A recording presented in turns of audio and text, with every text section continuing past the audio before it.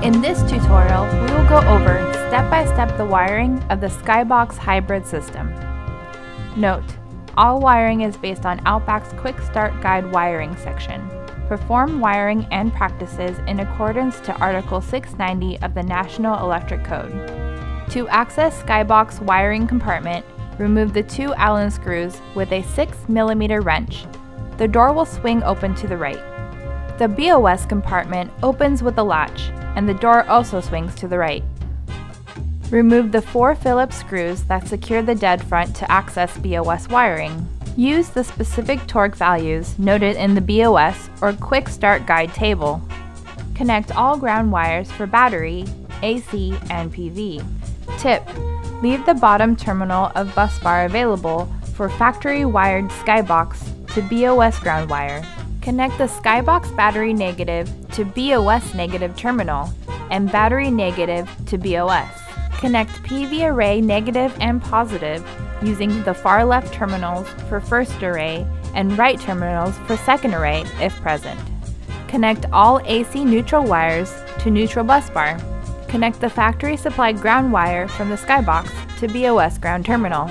Ensure rapid shutdown or RSD jumper is installed in the auxiliary terminal block between RSD input 1 and RSD input 2. If using an RSD device, skip the jumper installation step and connect the RSD device in its place. Note: SkyBox will enter a rapid shutdown fault unless one of these is installed. Connect the 3 connectors to matching sockets in the wiring compartment.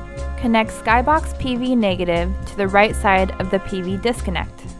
Connect the SkyBox PV positive to the left side of the PV disconnect and ensure all 4 screws are tight.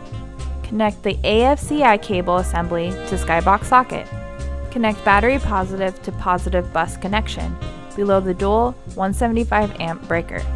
Connect positive from BOS to SkyBox. Connect to load subpanel L1 and L2 respectively. Connect to utility grid L1 and L2. Connect to generator L1 and L2 if that applies. Connect current transducers or CTs to auxiliary terminals if it applies. Connect internet to SkyBox wall port and route through communications channel. For batteries with the Battery Management System or BMS requiring active CAN bus communications with the SkyBox, connect the RJ11 cable to the BAT-MON port. If a BMS is not present, connect the remote temperature sensor or RTS to the SkyBox.